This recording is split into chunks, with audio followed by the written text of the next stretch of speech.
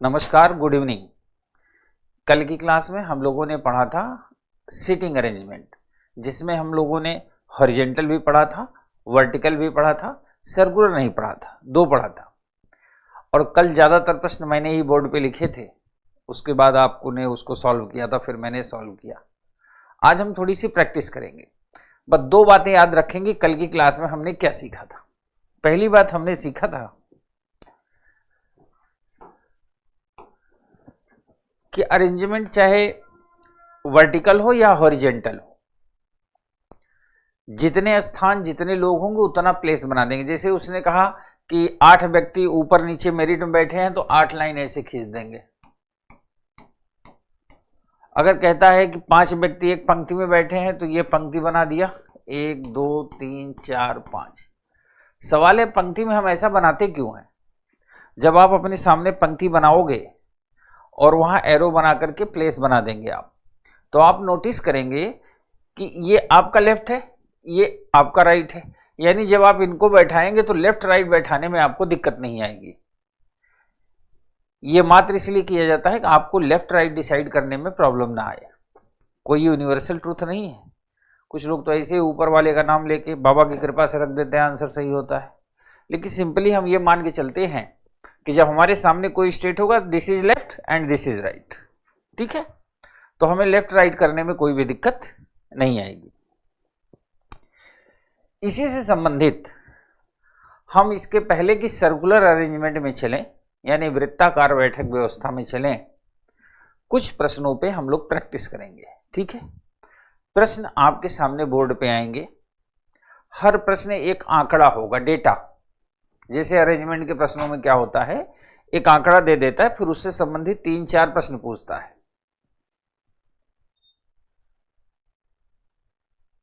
Sir PIQ only ABCD पर आधारित है, ऐसा नहीं। अरेंजमेंट किसी भी तरीके से हो सकता है, किसी भी नाम से हो सकता है। ये जाने की जरूरत नहीं कि सिर्फ एबीसीडी से आधारित है, क्योंकि यूपीएससी बता के प्रश्न नहीं देगा ना, टॉपिक का हिस्सा है, वहां से कभी भी दे सकता है।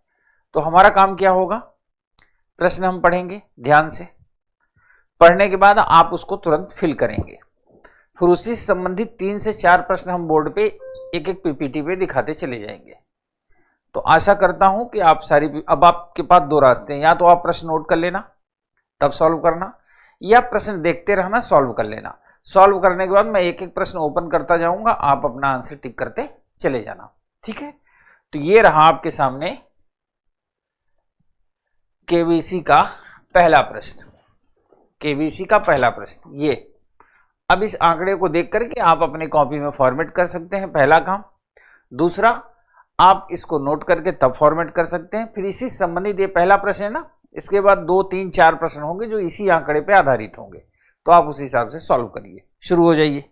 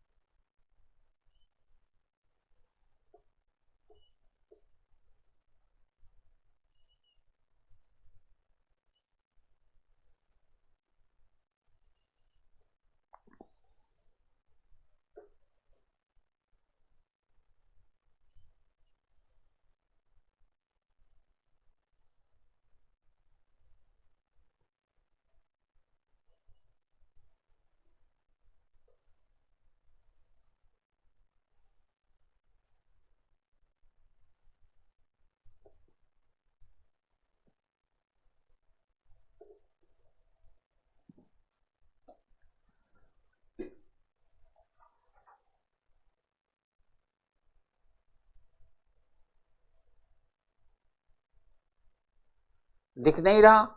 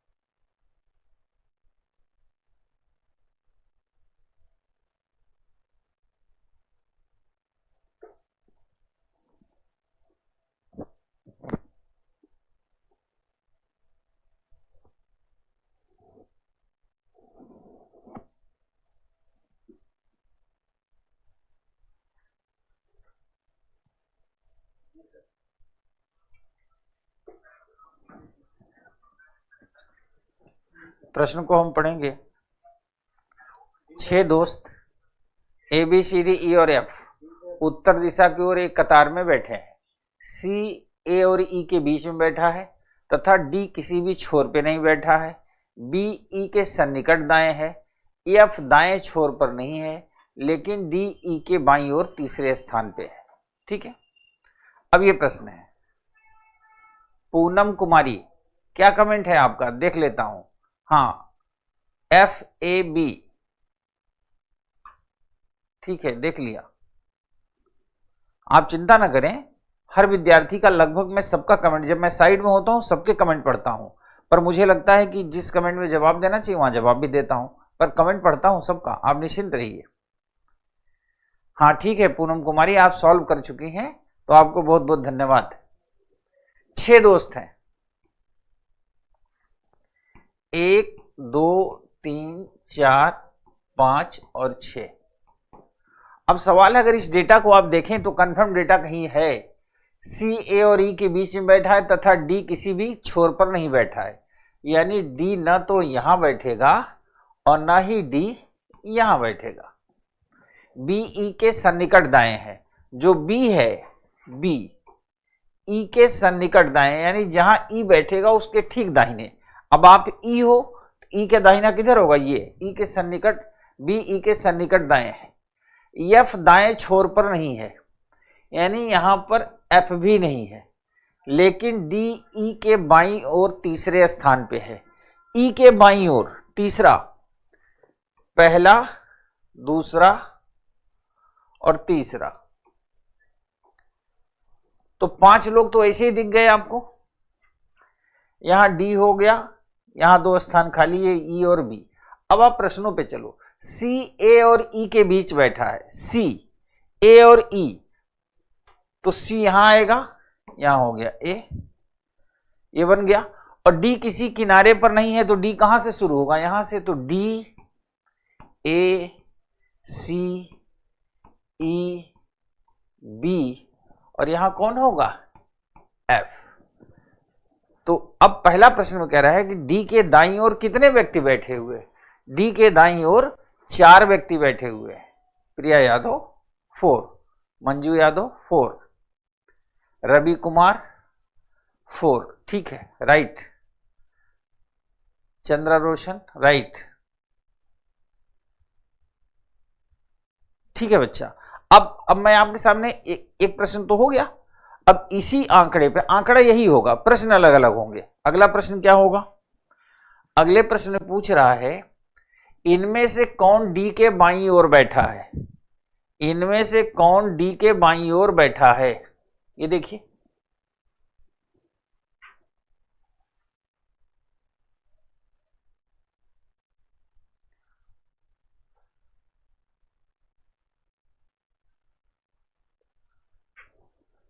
डी के बाईं ओर कौन बैठा है, F. Very good, option A is the right answer. जिंदगी में आनंद के साथ सारे काम करो। सी के सन्निकट बाएं कौन बैठा है, सी के सन्निकट बाएं कौन बैठा है, सी के सन्निकट बाएं, सी के सन्निकट बाएं बैठा हुआ है ए, ऑप्शन ए। वेरी गुड, बहुत अच्छे। लास्ट प्रश्न, दाईं छोर पर कौन बैठा है, राइट एंड पर कौन बैठा है, who sits on the right and.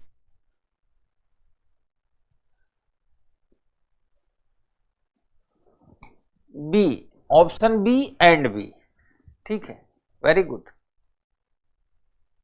बस आनंद आ गया। अब मैं जानता हूं सी सेट में अगर यहां हॉरिजेंटल अरेंजमेंट से प्रश्न पूछेगा तो आपसे गलती नहीं होगी। 1-2 प्रश्न और करेंगे। अब इसी तरह मैं आपको फिर एक प्रश्न दूंगा और उससे रिलेटेड भी कुछ प्रश्न होंगे।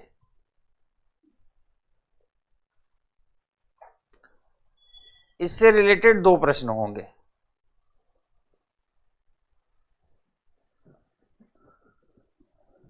इससे रिलेटेड 2 प्रश्न हैं, आप फिर ट्राई करिए। वेरी गुड, ट्राई करिए। ट्राई करिए।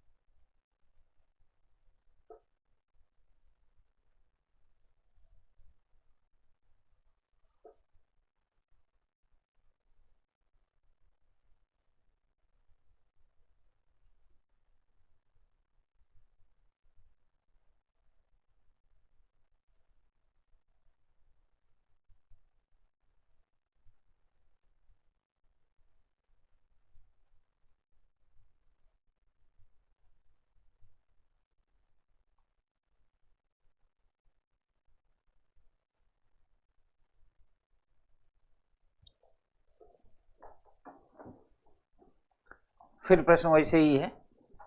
5 व्यक्ति एक कतार में खड़े हैं। 1 2 3 4 5। दोनों छोर पर खड़े होने वाले व्यक्ति शिक्षक और व्यापारी हैं। तो शिक्षक इधर भी हो सकता है, इधर भी हो सकता है, व्यापारी यहां भी हो सकता है, वहां भी हो सकता है। वकील विद्यार्थी के दाईं ओर खड़ा है, लेखक व्यापारी के बाईं ओर, विद्यार्थी शिक्षक और वकील के बीच में है। बाएं से लेखक का स्थान कौन सा है? ठीक है। दोनों छोर पर खड़े होने वाले शिक्षक और व्यापारी है। ऐसे लिखो, शिक्षक और इधर लिख दो व्यापारी। वकील विद्यार्थी के दाईं ओर खड़ा हुआ है, लेखक व्यापारी के बाईं ओर है। अब हम व्यापारी को इधर नहीं रख सकते थे, मैंने कहा ना शिक्षक व्यापारी कहीं भी हो सकता है। व्यापारी को यहां रखेंगे तो इसके बाईं ओर तो जगह ही नहीं है, खाली है, गड्ढे में गिर जाएगा। तो यहां हो गया व्यापारी और यहां हो गया शिक्षक। कह रहा है लेखक व्यापारी के बाईं ओर है, विद्यार्थी शिक्षक और वकील के बीच में है। विद्यार्थी शिक्षक और वकील के बीच में है, और व्यापारी के बाईं ओर कौन खड़ा है? लेखक।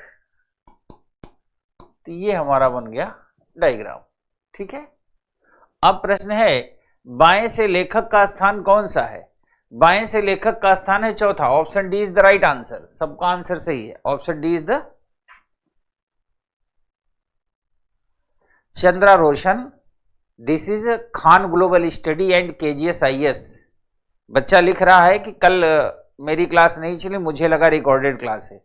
बेटा एक खान सर की क्लासेस हैं। KGS-IS is related to Khan sir, और खान सर की यही खासियत है, वो इंटीग्रिटी से, ऑनेस्टी से, क्वालिटी से कभी कंप्रोमाइज नहीं। वो कंप्रोमाइज केवल एक चीज पे करते हैं, वो है पैसा।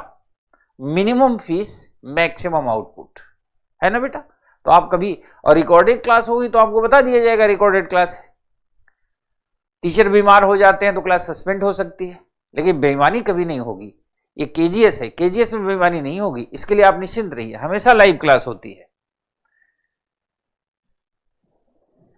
इनमें से कौन कतार के बीच में है? इनमें कौन कतार के बीच में है? कतार के बीच में कौन है? अपना वकील। अपना वकील कतार के बीच में।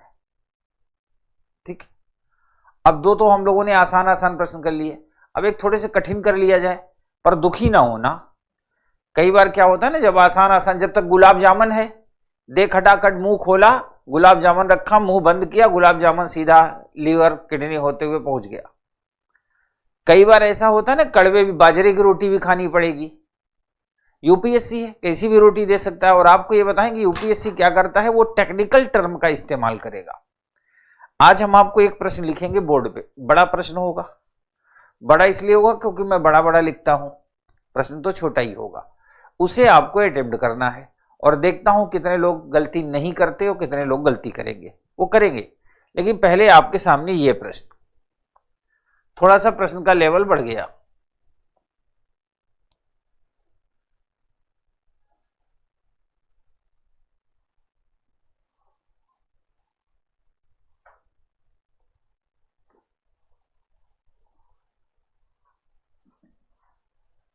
ये है प्रश्न, प्रश्न का लेवल थोड़ा बड़ा है, पर आपको घबराने की जरूरत नहीं है। आप इत्मीनान से पढ़ो इसको, एक बार नहीं 5 बार पढ़ो, 5 बार पढ़ो, 10 बार सोचो, पर जो सोचो सही सोचो, है ना। एफर्ट करिए कि, और याद रखना जो भी अरेंजमेंट आप इसमें बनाएंगे, इन सारी कंडीशन को फुलफिल करने वाला होना चाहिए। ठीक है, अगर सारी कंडीशन को फुलफिल करेगा तो that means you are right.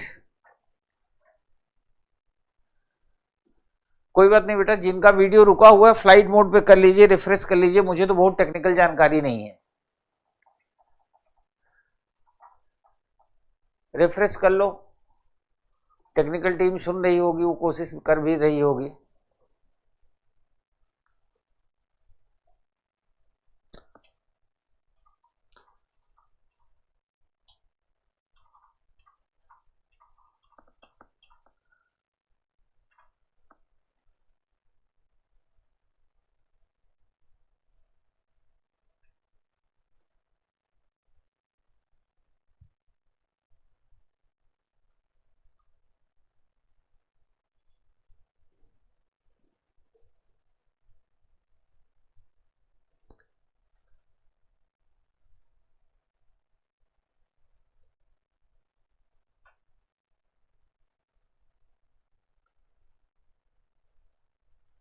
कोई बात नहीं बच्चा, क्वेश्चन आपका नहीं जाएगा।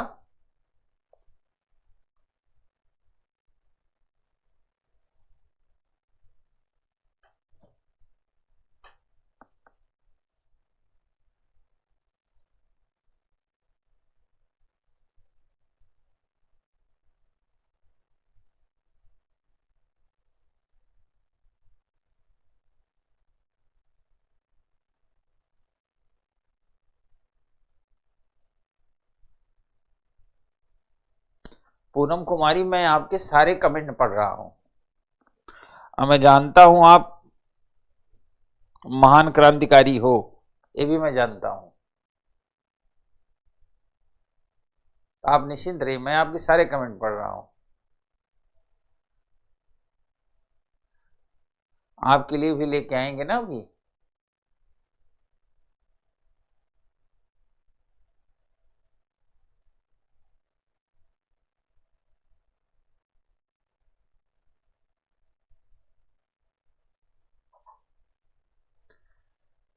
नेहा वर्मा, इसमें करना कुछ नहीं, पहले आप अरेंजमेंट तो कर लो। क्वेश्चन तो अभी मैं बोर्ड पे शो ही कर दूंगा। ये लो, इतनी इच्छा है तो।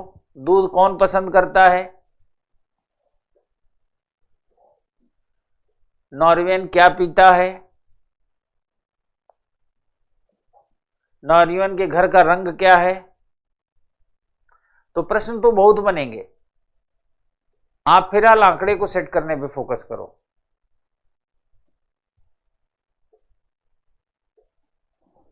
मैं कहीं नहीं गया, मैं यहीं हूं, यहीं हूं आपके सामने। आवाज तो मेरी जा ही रही होगी।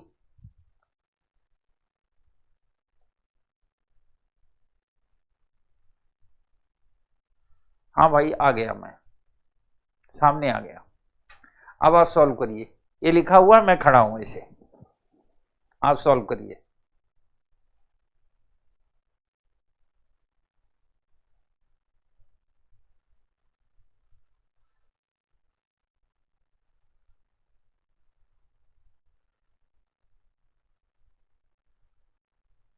मोहम्मद मुंतजिर हसन।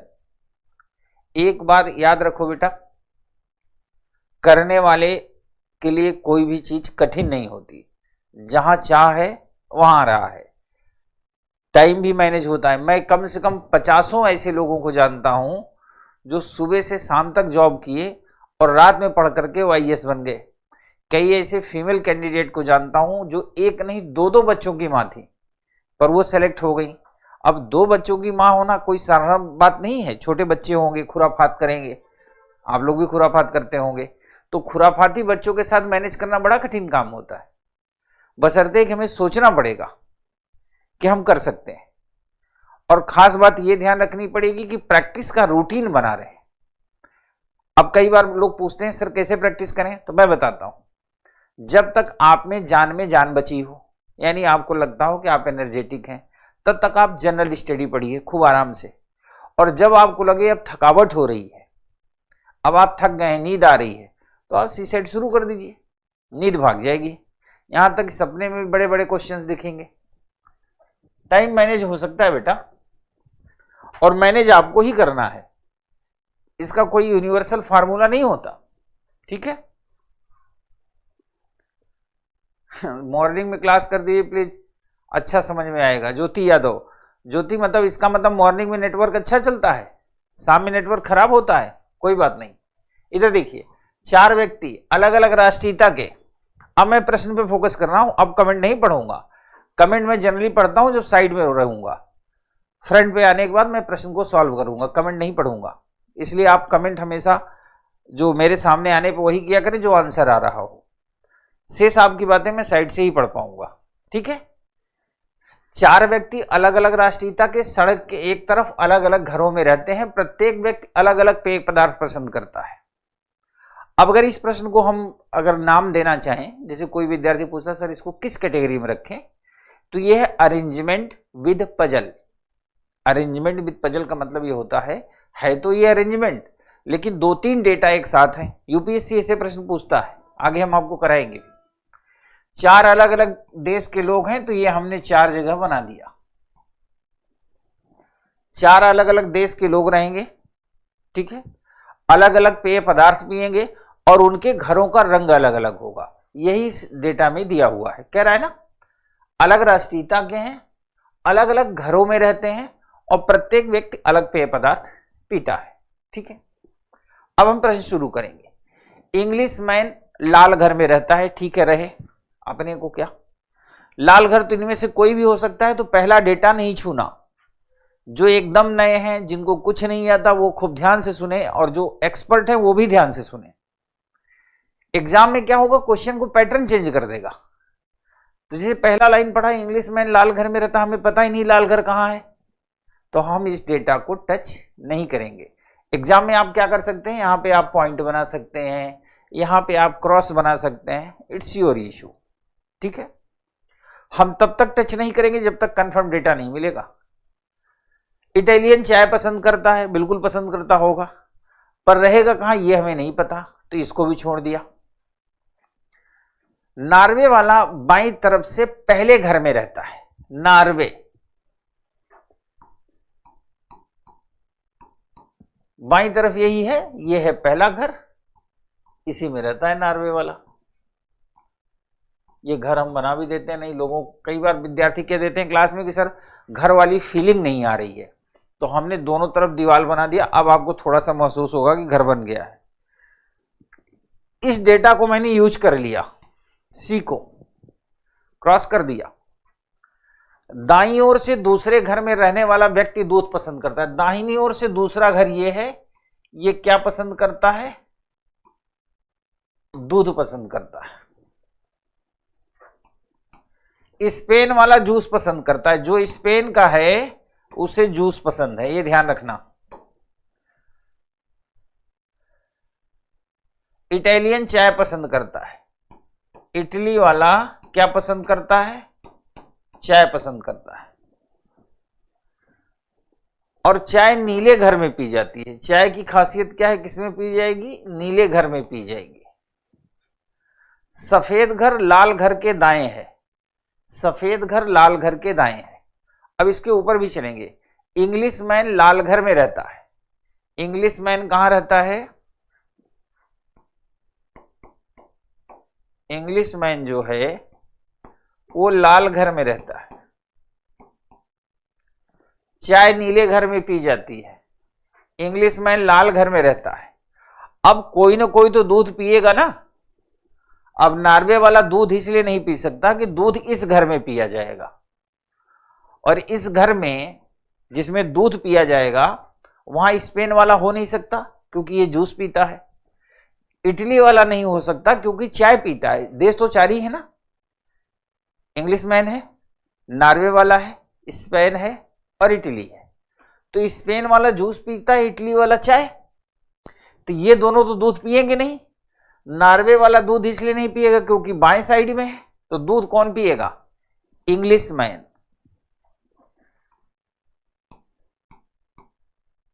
इंग्लिश मैन दूध पिएगा, ठीक है। इंग्लिश मैन किस घर में रहता है? लाल घर में। लाल घर में रहता है, इंग्लिश मैन लाल घर में रहता है, ठीक है। सफेद घर लाल घर के दाहिने है। जो सफेद घर है वो लाल घर के दाहिने है। सफेद घर लाल घर के दाहिने, तो लाल का दाहिना इधर होगा, तो यहां कौन होगा? सफेद घर। और चाय किसमें पी जाती है? नीले घर में। और कौन पीता है? इटली वाला। तो चाय यहां इसलिए नहीं आ सकती क्योंकि ये सफेद घर है, नीला घर होना चाहिए। यहां ऑलरेडी लाल घर है, दूध पी रहा है धुआंधार। नॉर्वे में आ नहीं सकता क्योंकि ये इटली का है, तो कहां आएगा? यहां आएगा। तो ये रहा इटली, घर का रंग नीला, और पिएगा क्या? चाय। स्पेन वाला क्या पीता है? जूस। अब ये चार देश हो गए, तो यहां कौन हुआ? स्पेन। स्पेन वाला क्या पिएगा? जूस, ठीक है। अब आप इतने पे रुक मत जाना, एग्जाम में ये ना सोच लेना कब आंसर आ गया। अब आप एक ने एक काम और करेंगे, सारे आंकड़े को टैली करेंगे कि आपने सबका यूज किया या नहीं। अब देखिए, इंग्लिश मैन लाल घर में रहता है, ये डेटा यूज हो गया। इटालियन चाय पसंद करता है, बिल्कुल इटालियन चाय पसंद करता है, ये यूज हो गया। नॉर्वे वाला बाईं तरफ से पहले घर में रहता है, ये भी यूज हो गया। दाईं ओर से दूसरे घर में रहने वाला व्यक्ति दूध पसंद करता है, ये भी हो गया। स्पेन वाला जूस पसंद करता है, स्पेन वाला जूस पसंद करता है, ये हो गया। चाय नीले घर में पी जाएगी, बिल्कुल ये भी हो गया। सफेद घर लाल घर के दाएं है, ये भी हो गया। अब जो ये है इसी से अब आपको आंसर देना है। इसका मतलब जो डेटा आपने बोर्ड पे डिस्प्ले हो रहा है, आपके दिख रहा है मोबाइल पे, यही डेटा बनेगा। यानी जो मशीन आप असेंबल करेंगे वो ये मशीन बनेगी, और किस आंकड़े से बनेगी? इस आंकड़े से बनेगी। That's clear. अब जो प्रश्न होंगे इसके अकॉर्डिंग हम आंसर देंगे। पहला,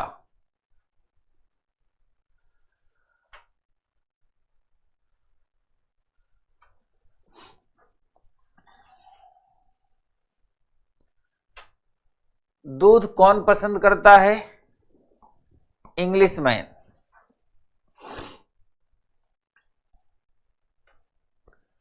नॉर्वे वाला क्या पीता है?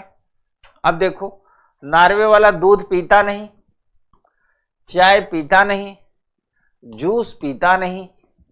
अब ध्यान सुनो, यूपीएससी ऐसा ऑप्शन बना सकता है। अब अगर एक ऑप्शन में लिखा होता कि इनमें से कोई नहीं, या आंकड़े पर्याप्त हैं, निर्धारित नहीं कर सकते, अगर ये लिखा होता तो वही आंसर होता। लेकिन उसने लिख दिया कोक। तो अब चार ऑप्शन में तीन गलत हो गए, तो चौथा ऑप्शन सही करना अब आपकी मजबूरी हो गई। तो यूपीएससी थोड़ा सा ऐसे भी खेलता है ना।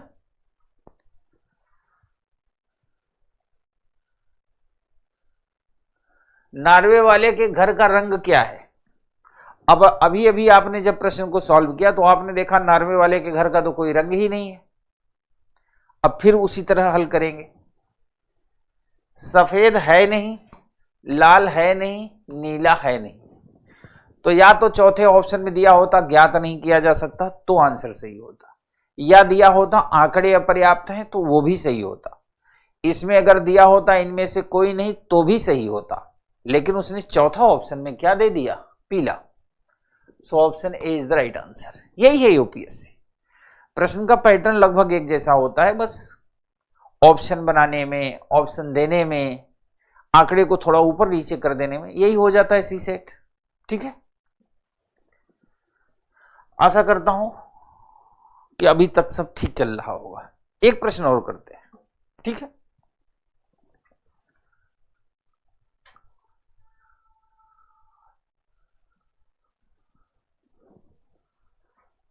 ये प्रश्न,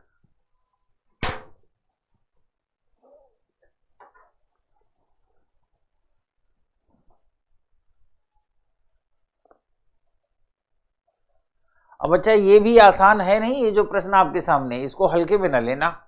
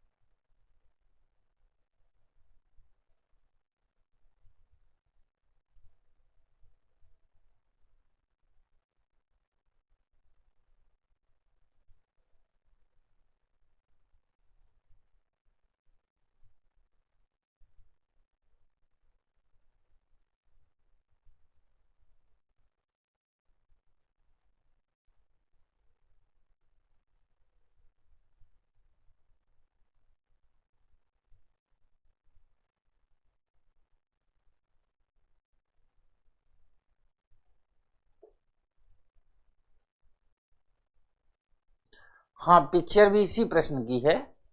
वो ये बताना चाह रहा है, थोड़ा सा इसको मैं सही कर दूं। वो ये बता रहा है कि एंट्रेंस कॉरिडोर ये होगा, यानी जब आप एंटर करेंगे तो आपका मुंह ऐसे होगा। इससे आपको बायां दायां पता लगाने में दिक्कत, जब आप ऐसे घुसोगे ना, ऐसे ऐसे, तो this is your left and this is your right, इसका मतलब यही है।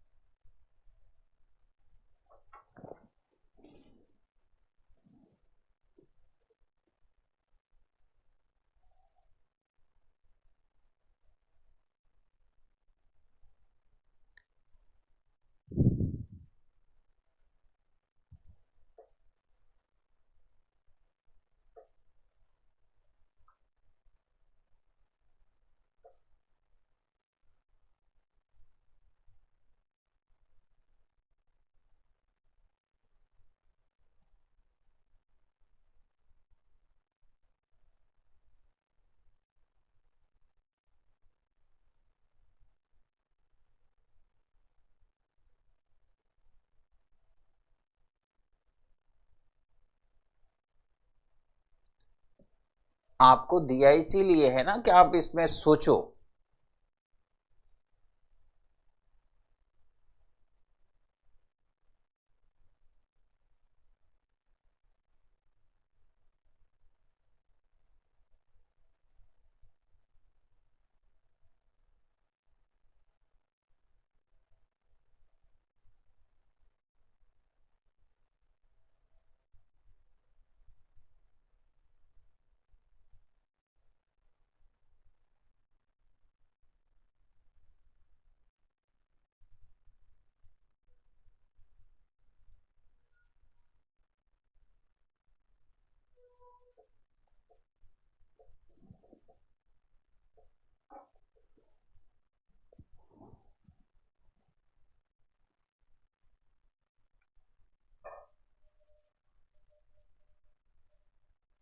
रंजीत कुमार, आप क्लास को रीस्टार्ट कर लीजिए।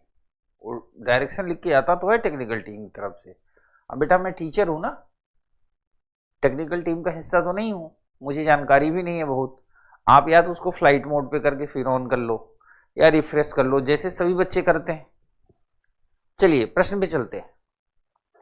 निर्देश है, इससे रिलेटेड प्रश्न है। क्वेश्चन दे दूं, पहले क्वेश्चन ही करवा देता हूं, पहले क्वेश्चन शो कर देता हूं, फिर मैं इसको अटेम्प्ट कराऊंगा। पहला प्रश्न है, जब ई अपने कार्यालय में गलियारी की ओर मुंह करके बैठता है तो उसके बाईं ओर किसका कार्यालय है? आप देख लीजिए, जब ई अपने कार्यालय में गलियारे की ओर मुंह करके बैठता है तो उसके बाईं ओर किसका कार्यालय है? पहला प्रश्न ये था। दूसरा प्रश्न है, ए के कार्यालय के सामने किसका कार्यालय है? ए के कार्यालय के सामने किसका कार्यालय है? ये दूसरा प्रश्न है। ठीक है, आपके सामने दिखा रहा है, मैं हल करूंगा। अगला प्रश्न है, एफ का या के पड़ोसी कौन है?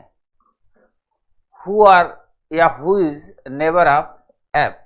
एफ के पड़ोसी कौन है या कौन कौन है? एक प्रश्न और,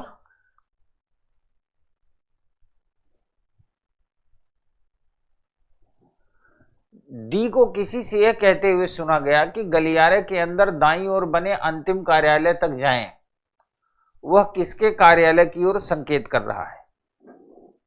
किसके कार्यालय की ओर संकेत कर रहा है? इसे भी आप अटेम्प्ट कर लीजिए, फिर मैं स्टार्ट करता हूं।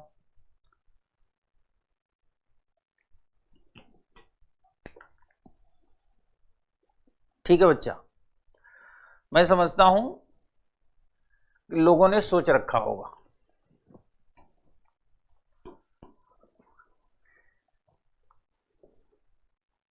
एक, दो, तीन, चार, पांच और 6, ये 6 कार्यालय बने हुए हैं। एंट्रेंस किधर से है? इधर से। एंट्रेंस इधर का मतलब ये वाला हिस्सा लेफ्ट पड़ेगा और ये वाला हिस्सा राइट में। ये लेफ्ट में पड़ेगा और ये वाला हिस्सा किधर पड़ेगा? राइट में। बना दिया, लिख दिया। अब कह रहा उपरोक्त चित्र में A B C D E और एफ नामक 6 अधिकारियों कार्यालयों की स्थिति परिसर दिखाई गई। बी और सी के कार्यालय गलियारे में दाईं ओर है, तो दायां किधर होगा? इधर। यानी बी सी कहां होंगे? इस साइड में होंगे, नीचे साइड में। ठीक है, कहां बी होगा कहां हो सी होगा ये डिसाइड नहीं है। जैसे कई बार विद्यार्थी का सोचता है, उसने कहा बी सी, तो बी पहले सी बाद में, ऐसा नहीं, क्योंकि एक प्रश्न हम लोग कर चुके हैं ना, कलुआ और मलुआ वाला। तो किसी का नाम पहले लेने से वो स्टार्टिंग में आएगा, ये जरूरी नहीं है। ठीक है, और ए का कार्यालय गलियारे में बाईं ओर है, ये इस साइड में होगा। जहां भी होगा देखते हैं। ई और एफ के कार्यालय एक दूसरे के विपरीत दिशा में है, यानी अब ई और एफ में से कोई एक यहां नीचे बैठेगा, और आमने सामने भी नहीं है। विपरीत तो हैं पर आमने सामने नहीं होंगे। ठीक है, सी और डी के कार्यालय आमने सामने है, सी और डी के कार्यालय आमने सामने है। तो अगर सी को हम यहां माने तो डी को हम यहां रख सकते हैं। अभी एक तो ऐसे रखे हैं, ठीक है। सी और डी के कार्यालय आमने सामने, ई का कार्यालय कोने पर नहीं है। अब देखो हम कैसे बनाएंगे, 1 2 3 1 2 3, यहां अगर हम डी रख दें, यहां सी रख दें, ठीक है। ई का कार्यालय कोने पे नहीं है और ए की तुलना में एफ का कार्यालय गलियारे में अंदर की ओर है, यानी एफ कहां जाएगा, ऊपर, तो ई यहां आएगा और बी यहां होगा। ए की तुलना में एफ का कार्यालय अंदर है, उस कंडीशन में हमें एफ को यहां रखना पड़ेगा, ए को यहां रखना पड़ेगा। तो ये कंडीशन तो पूरी हो गई कि ए की तुलना में एफ अंदर है, लेकिन एक कंडीशन गड़बड़ हो गई, ई और एफ क्या हो गए, आमने सामने हो गए। तो ये कंडीशन क्या हो गई, गलत हो गई। इसका मतलब जो हमने बैठा है इसका जस्ट उल्टा बैठेगा। जस्ट उल्टा कैसे बैठेगा, सी यहां होगा, डी यहां होगा, ठीक है। ई का कार्यालय कोने पे नहीं, तो ई कहां होगा, नीचे, यहां होगा एफ, यहां होगा ए और यहां होगा बी। बन गया।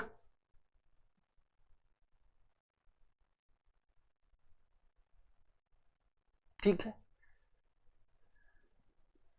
बी सी नहीं होगा, D A F C E B, D A F C E B, यही होगा। और इसके लिए ये सही है या गलत, आप इस प्रश्न को दोबारा देख सकते हैं। जैसे उसने कहा बी और सी के कार्यालय दाहिनी ओर हैं, बी और सी के कार्यालय दाहिनी ओर हैं।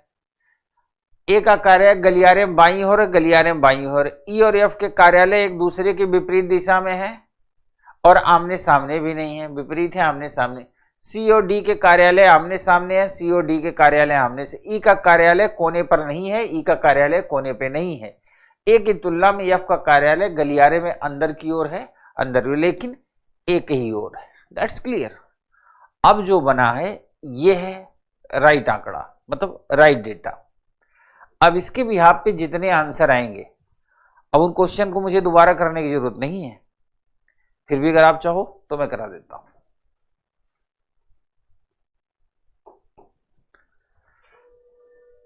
पहला प्रश्न है, जब ई अपने कार्यालय की ओर मुंह करके बैठता है तो उसके बाईं ओर किसका कार्यालय है? उसके बाईं ओर कार्यालय है सी का। प्रश्न नंबर 12 में option C is the right answer, C होगा, ठीक है। दूसरा प्रश्न, ए के कार्यालय के सामने किसका कार्यालय है? ए के कार्यालय के सामने ई का कार्यालय है।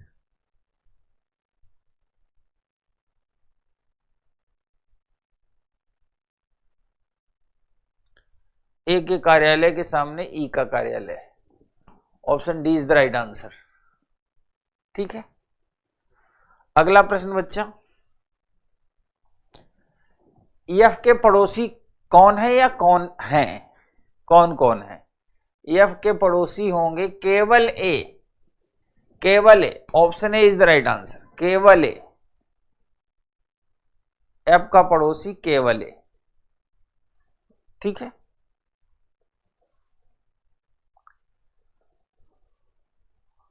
आखिरी प्रश्न, डी को किसी से यह कहते सुना गया गलियारे के अंदर दाईं ओर बने अंतिम कार्यालय तक जाएं। डी ने किसी से कहा दाईं ओर बने, ये वाला दाहिना है, ये वाला दाहिना है, ये वाला अंतिम तक जाएं, अंतिम तक जाएं, यानी किसके कार्यालय की बात कर रहा है? बी के।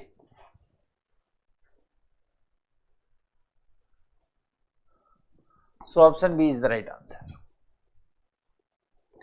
ये होगा बच्चा।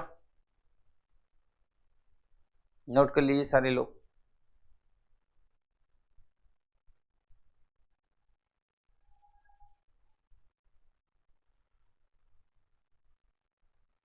ठीक है, जिसका सब सही, अच्छी बात है।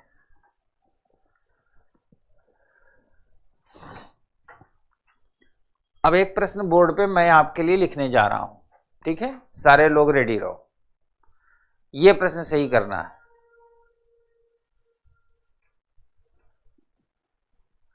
ठीक है।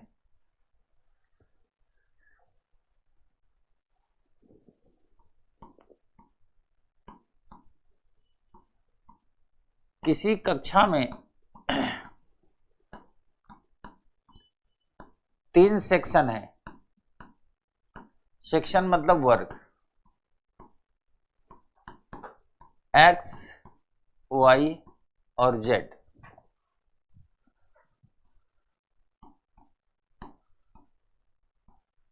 प्रत्येक सेक्शन में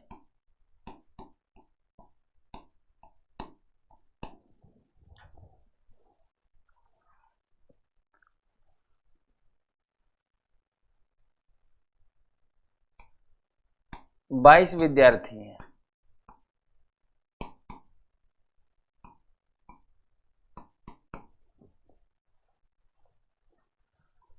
एक टेस्ट के बाद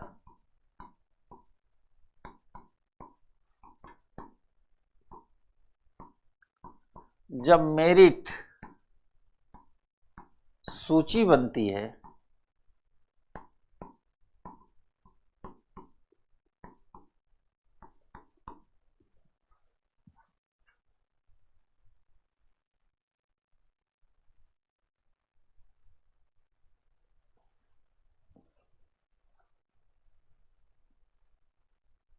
ठीक है। एक टेस्ट के बाद जब मेरिट सूची बनती है तो राजू जो कि सेक्शन X का विद्यार्थी है,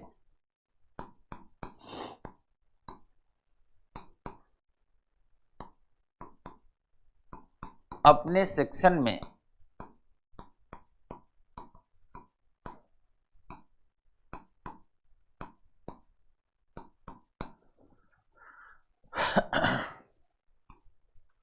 ऊपर से 9वें स्थान पे है।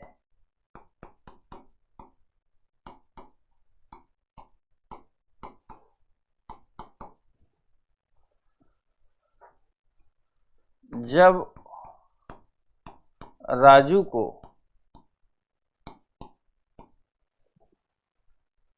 सेक्शन Y में भेजा जाता है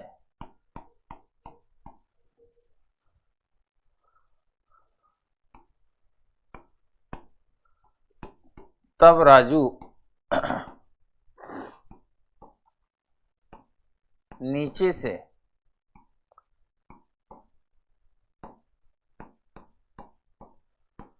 ग्यारहवें स्थान पे होता है।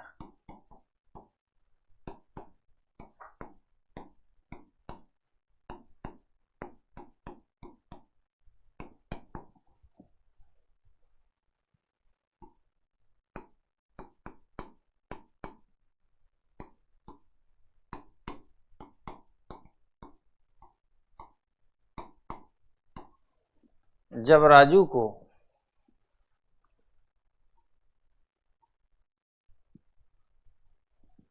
सेक्शन Z में भेजा जाता है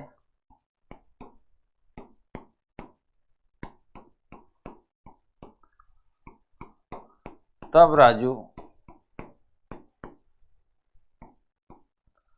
ऊपर से 11वें स्थान पर होता है।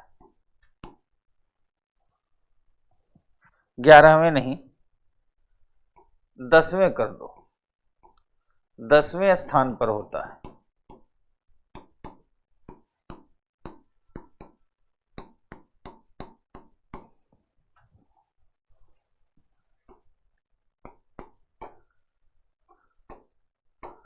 तीनों सेक्शन मिलाकर मेरिट बनाने पर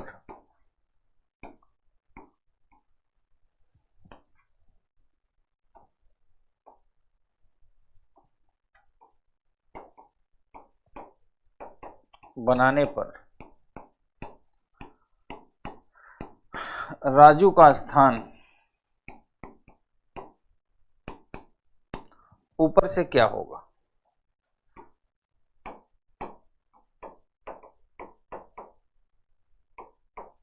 क्या होगा? सोचना शुरू करिए।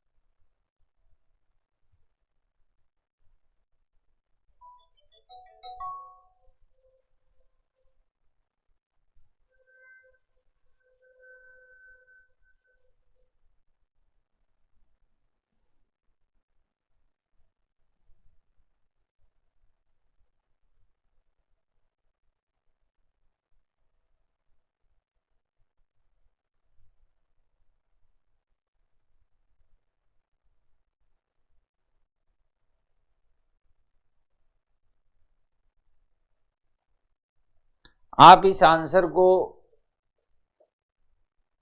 राइट डायरेक्शन में पा लेंगे तो आप यकीन करें मुझे भी बहुत खुशी होगी और आपको भी, क्योंकि ये प्रश्न है बिल्कुल आसान, पर यूपीएससी लेवल का है।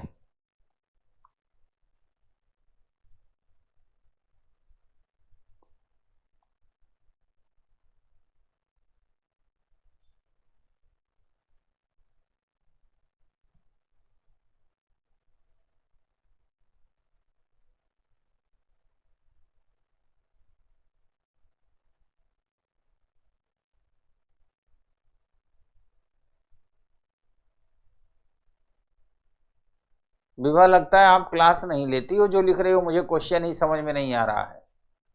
थोड़ा सा पढ़ो बच्चा, मेहनत करो, क्योंकि संसार बिना ज्ञान के चलता नहीं, और ज्ञान वो रोशनी है कि आपके पास कुछ भी नहीं रहेगा तो भी आपको प्रकाश में ही ले जाएगा।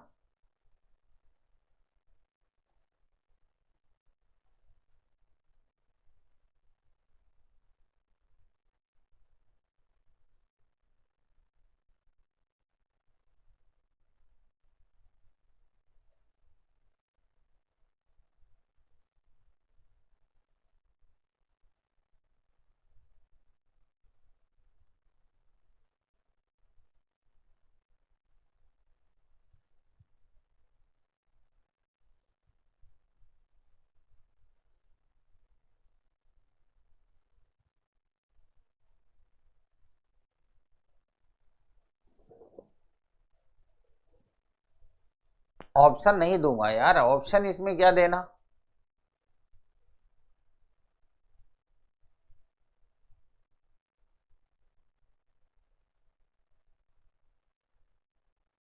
अब मुझे आना पड़ेगा मैदान में। अब आपने जितनी मेहनत करनी थी कर लिया, ठीक है। 3 सेक्शन है, सेक्शन के नाम पूनम कुमारी 33, ठीक है, आनंद 33, निशा 33, विनीता 14, सचिन 21, कृष्णा 28, अंश कुमार 43। चलिए कोई बात नहीं, अब हो गया, जिसके जिसके जो आने थे आ चुके हैं, अब जो आएगा वो मेरा आएगा। 3 सेक्शन है, एक्स, वाई और जेड। प्रत्येक सेक्शन में कितने विद्यार्थी हैं? प्रश्न में लिखा हुआ है प्रत्येक सेक्शन में 22 विद्यार्थी हैं। कितने? 22।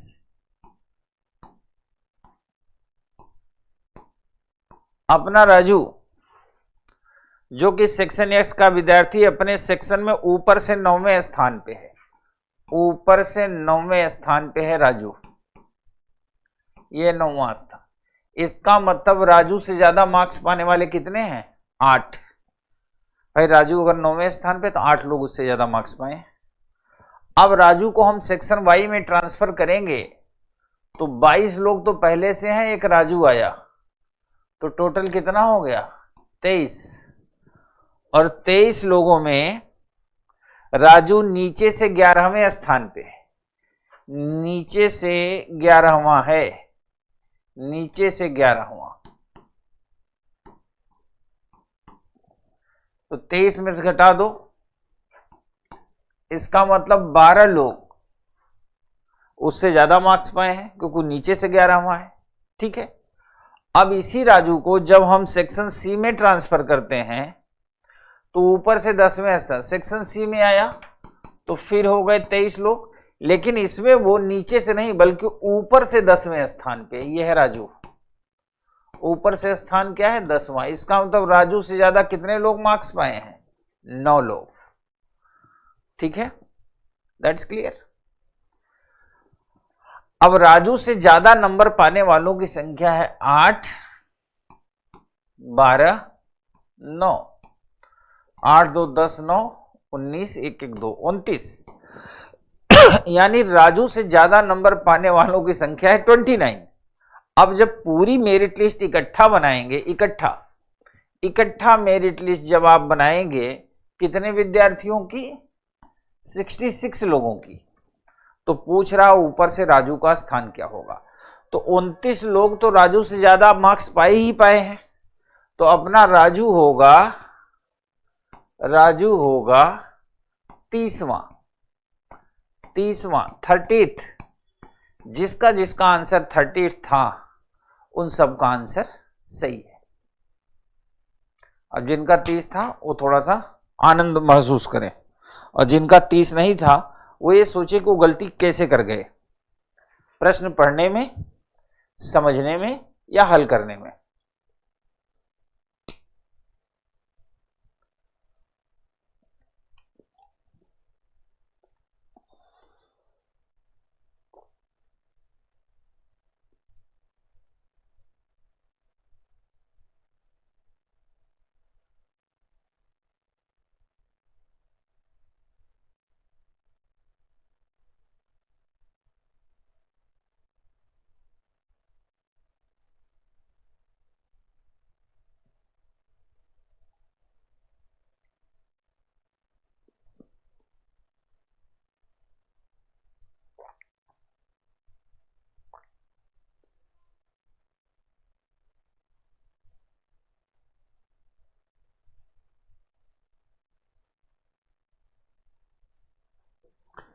एक इसमें वैज्ञानिक विद्यार्थी भी है, उसका नाम क्या है?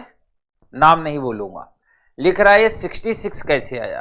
अरे मेरे साइंटिस्ट, XYZ 3 सेक्शन है, हर सेक्शन में 22 स्टूडेंट हैं, तो तीनों सेक्शन मिला के कितना होगा? 22 22 22। 3 बार जोड़ो,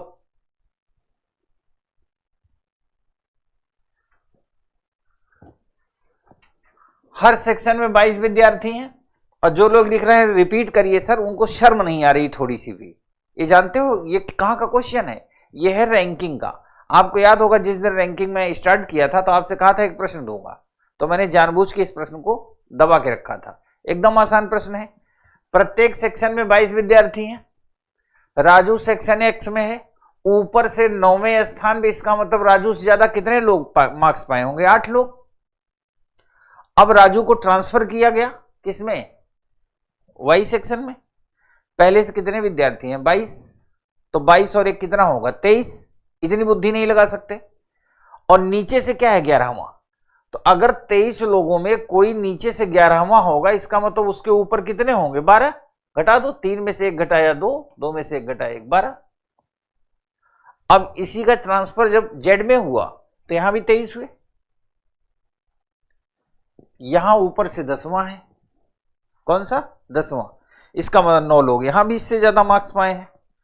अब तीनों सेक्शन को मिला दिया गया, 66 स्टूडेंट हो गए। पूछ रहा राजू का स्थान क्या होगा, तो 8 लोग यहां ज्यादा मार्क्स पाए हैं, 12 यहां, 12 8 20, 12 8 20 और 20 9 29, यानी राजू के ऊपर 29 लोग रहेंगे, तो राजू 30वां ही तो होगा। अब इस प्रश्न को भी अगर रिपीट करना पड़े तो बड़ा दुर्भाग्य है, आपने प्रश्न को समझा नहीं कि जब कोई व्यक्ति ट्रांसफर होगा तो संख्या बढ़ेगी ना, और याद रखना जब जब संख्या बढ़ेगी तो ऊपर से निकालोगे तो कोई फर्क नहीं पड़ेगा, लेकिन नीचे से निकालोगे तो संख्या का फर्क पड़ेगा। दरअसल यहां से यही सीख लेनी थी, ठीक है, कोई बात नहीं। अब हम लोग पढ़ेंगे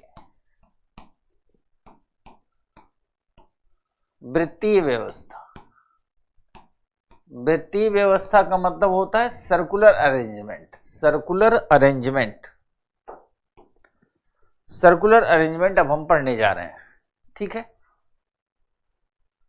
उसके बाद फिर आएंगे मिसलेनियस प्रश्नों पे, लेकिन पहले सर्कुलर अरेंजमेंट।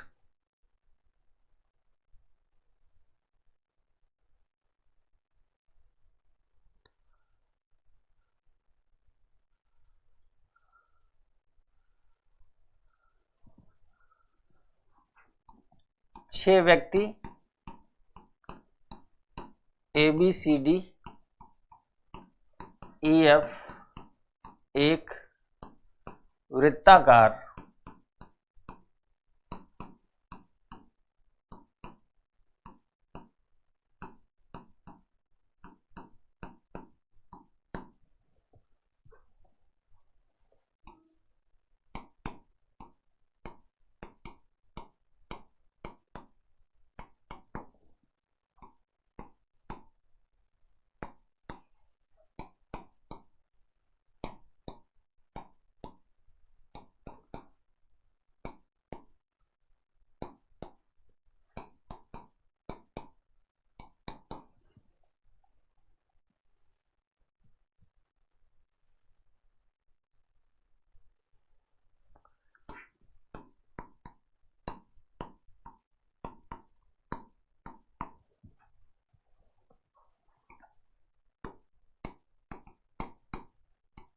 दूसरे स्थान पर C है,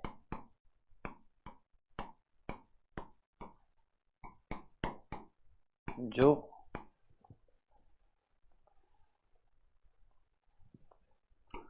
B के ठीक बाएं है, ठीक बाएं है।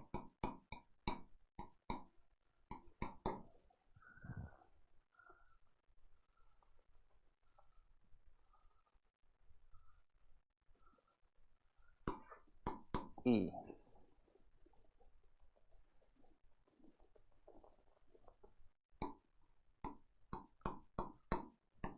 न तो B और ना ही C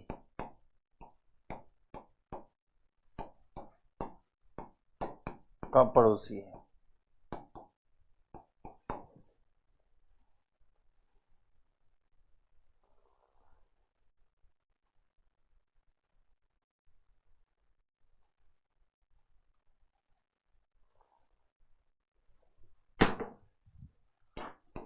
F और E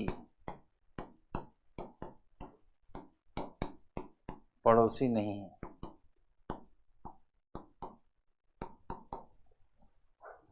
क्वेश्चन नंबर 1, F का पड़ोसी कौन है?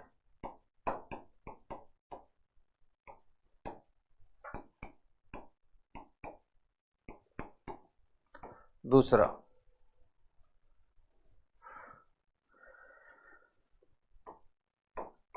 A के ठीक बाएं कौन है? ठीक बाएं कौन है? जिन्हें थोड़ा बहुत आता है वो प्रयास करें, और जिनको बिल्कुल नहीं आता उनको मैं बताऊंगा। क्योंकि सर्कुलर का पहला प्रश्न है तो मुझे बताना ही बताना है, एकदम निश्चिंत होके। लेकिन तब तक जो लोग ट्राई करना चाहते हैं वो ट्राई कर लें, आप कोशिश करिए।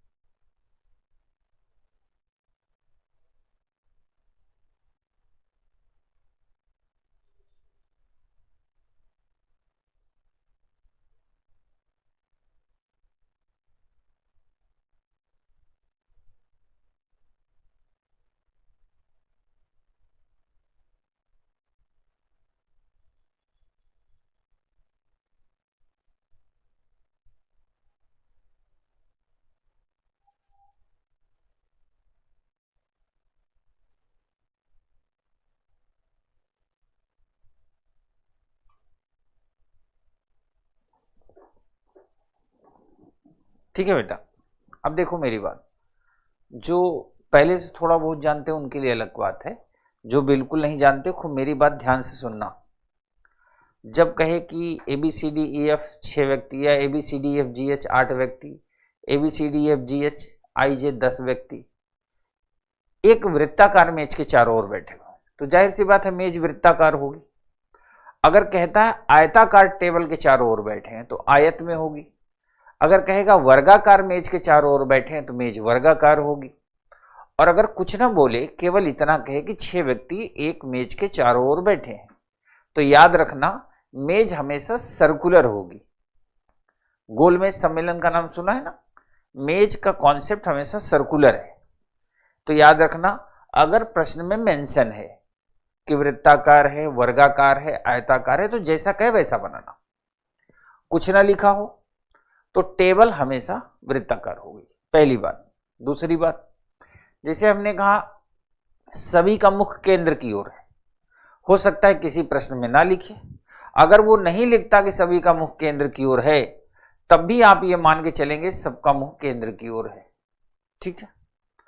अब इसके बाद इसमें 3 तरह का डेटा है, पॉजिटिव डेटा, नेगेटिव डेटा और पॉजिटिव और कंफर्म डेटा।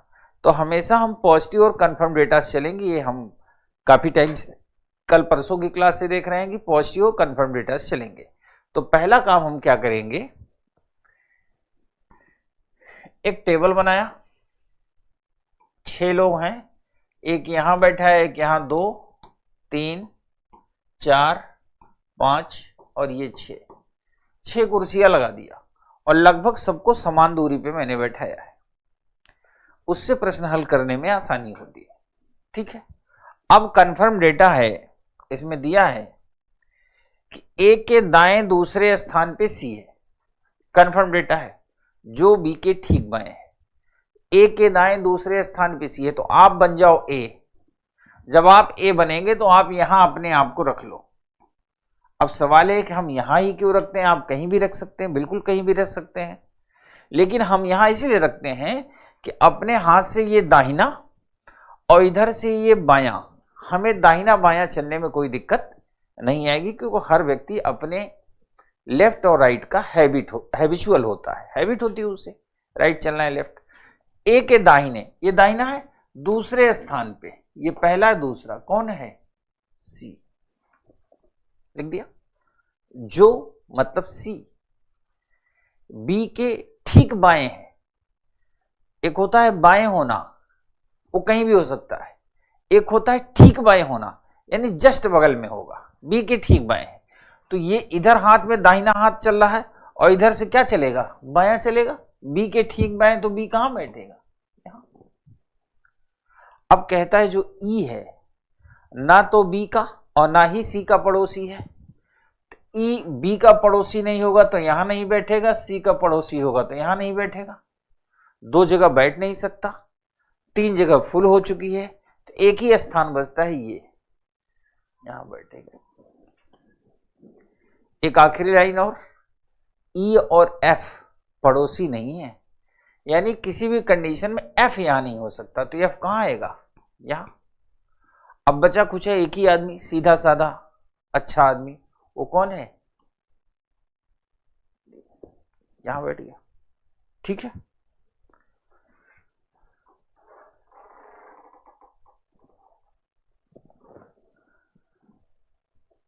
बस 30 सेकंड में नोट कर लीजिए, फिर मैं आगे बढ़ता हूं।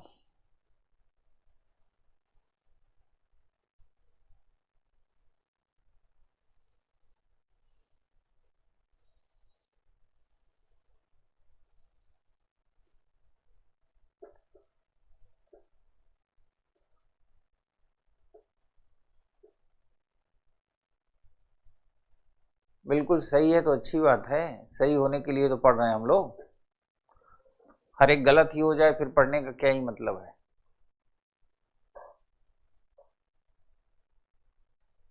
ठीक है, अगला प्रश्न,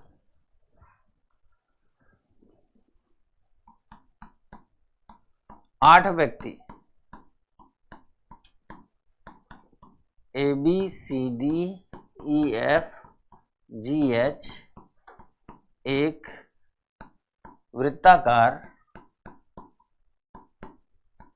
मेज के चारों ओर बैठे हैं।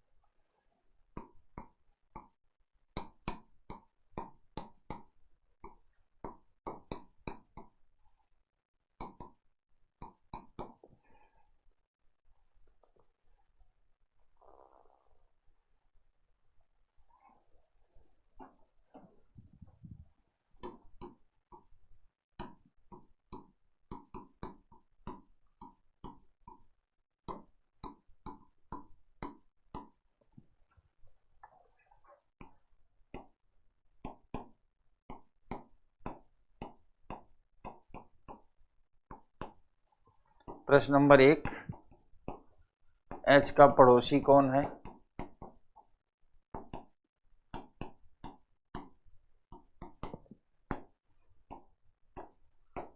ए के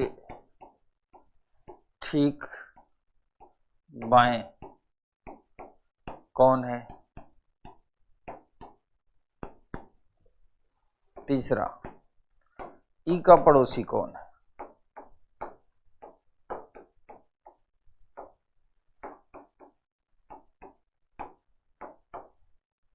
ई का पड़ोसी कौन है? सॉल्व करिए।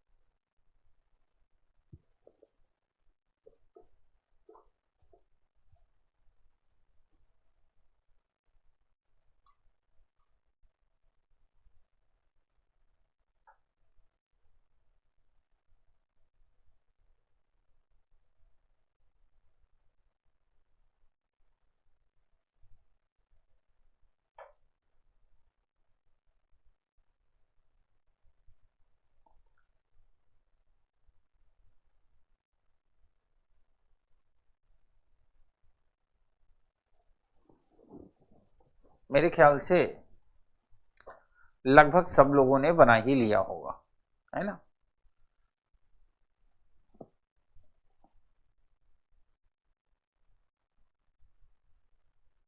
आठ व्यक्ति हैं, एक वृत्ताकार मेज के चारों ओर बैठे हैं। All are facing to centre, यानी सभी का मुंह किधर है? केंद्र की ओर है।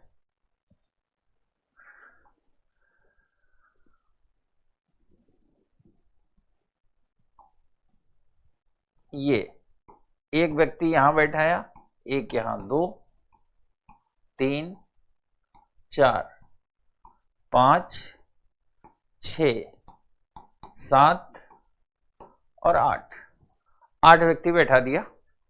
अब कह रहा है एक के दाहिने तीसरे स्थान पे एच, ए के दाहिने तीसरे स्थान, ए के दाहिने तीसरे स्थान पर एच है, जो सी के बाएं दूसरे स्थान पे। ए के दाहिने, ये दाहिना हाथ है, पहला दूसरा तीसरा एच है, बना दिया। जो या हिंदी में जो और इंग्लिश में हु, जहां भी कहीं हु या जो हो तो वहां से आप लेफ्ट की ओर चले, बाएं की ओर। जो मतलब एच, ए के दाहिने तीसरे स्थान पे, जो सी के बाएं दूसरे स्थान पे है, तो पहला दूसरा यानी सी कहां होगा? यहां, बायां तो इधर से होगा, ठीक है। सी के बाएं दूसरे स्थान पे है। अब अगली लाइन, जी ना तो ए और ना ही सी का पड़ोसी है। ए का पड़ोसी है तो यहां नहीं बैठ सकता, सी का पड़ोसी नहीं है तो यहां नहीं बैठ सकता, तो कहां बैठेगा? यहां बैठेगा। दैट्स क्लियर, यहां तक तो क्लियर है। फिर अगली लाइन में कहता है D and B both are neighbour, यानी डी और बी पड़ोसी हैं। अब पड़ोस में आप कब रह सकते हो किसी के? जब पड़ोस में प्लॉट खाली होगा तब ना। जैसे किसी का घर बना हो, आपका बहुत मन हो कि हम पड़ोसी के ही पड़ोसन बनेंगे, उस कंडीशन में पड़ोसी के बगल में प्लॉट खाली होना चाहिए। अब पता चला घर बने हैं तो आप पड़ोसी कैसे बनोगे? तो एक प्लॉट तो यहां खाली है, एक प्लॉट यहां खाली है, पर डी और बी यहां घर नहीं खरीदेंगे, क्योंकि दोनों जब घर खरीदेंगे तो साथ साथ खरीदेंगे। क्यों? क्योंकि पड़ोसी है। अब पड़ोस में प्लॉट यहीं खाली है, अगर डी और बी को पड़ोसी बनना है तो यही प्लॉट खरीदना पड़ेगा। आपको याद होगा कलुआ और मलुआ, कल वाले प्रश्न में आप ऑलरेडी पढ़ चुके हो कि हम कौन होते हैं ये डिसाइड करने वाले कि कौन इधर होगा कौन इधर होगा। जब तक आंकड़ा डिसाइड नहीं करेगा हम कौन होते हैं। इसका मतलब कि अब डी और बी तो बैठेंगे यहां, पर कौन कहां बैठेगा हमें नहीं पता।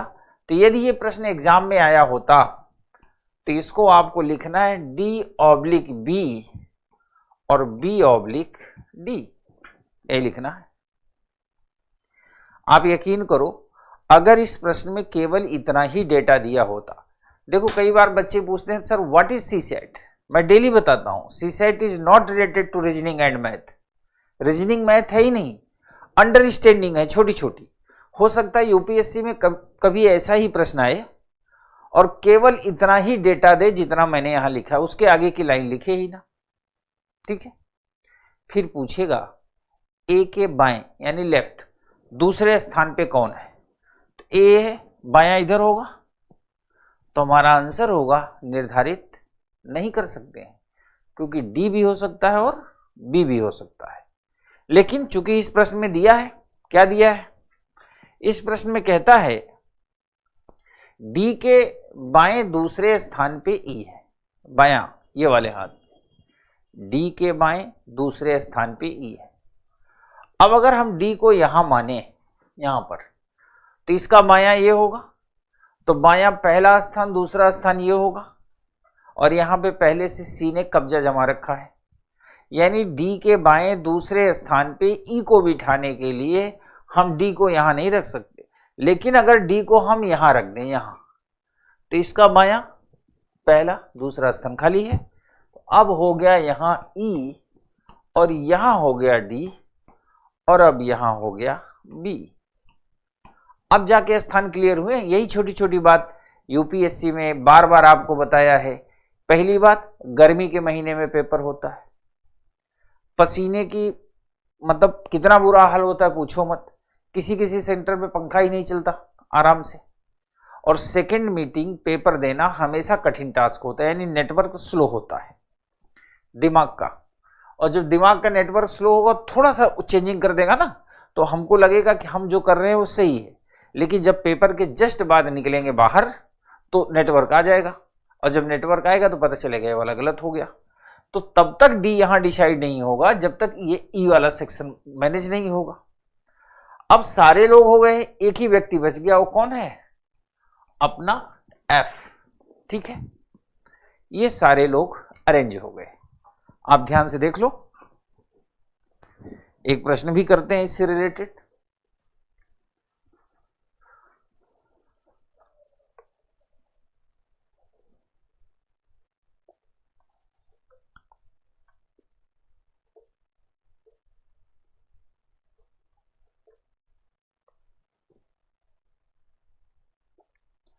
नहीं बेटा, हर प्रश्न में सबका मुख सेंटर की ओर नहीं होगा। जो लोग नाराज होंगे उनका मुंह सेंटर के बाहर की ओर होगा। आप चाहोगे तो कल कुछ लोगों को नाराज कर देंगे।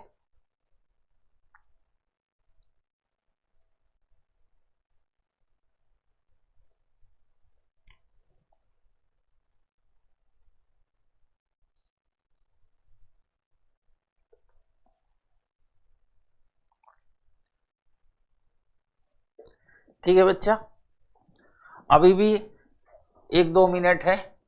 अगर आप बहुत भागने की स्थिति में न हो तो एक प्रश्न कर ही लेते हैं, और पढ़ने में कोई अपराध तो होता नहीं।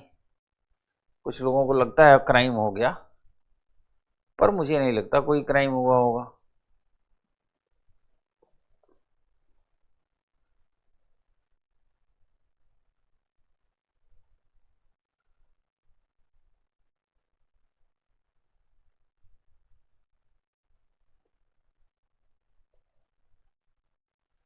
ये प्रश्न है बेटा, ये, और चाहे इसको होमवर्क समझ लो।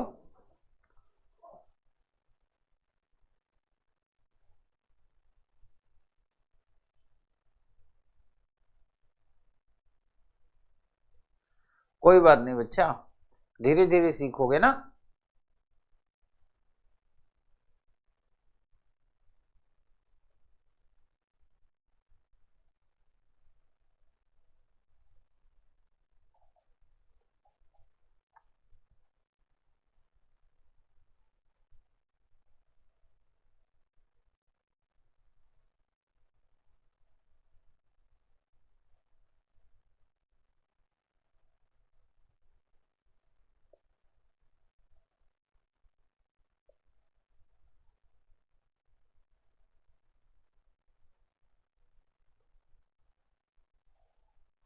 पायल वाजपेयी क्लास आपके डायरेक्शन से तो चलेगी नहीं।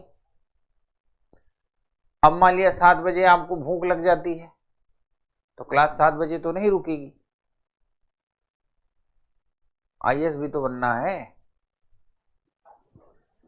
ठीक है, ये प्रश्न जो आपके सामने बोर्ड पर है, ये प्रश्न जो लोग अभी कर ले रहे हैं वो सब बधाई के पात्र हैं। जो नहीं कर पा रहे हैं ये उनका होमवर्क है। ठीक है, कल मिलते हैं इसी टॉपिक को आगे बढ़ाते हुए, और कल कुछ और प्रश्न करेंगे कॉम्प्लिकेटेड टाइप का। अब चूंकि आप ऑलरेडी अरेंजमेंट सीख चुके हो, वर्टिकल, सर्कुलर, हॉरिजेंटल, तो प्रश्न का लेवल थोड़ा सा हम चेंज कर देंगे, है ना। तो कल मिलते हैं, तब तक के लिए शुभ रात्रि, नमस्कार।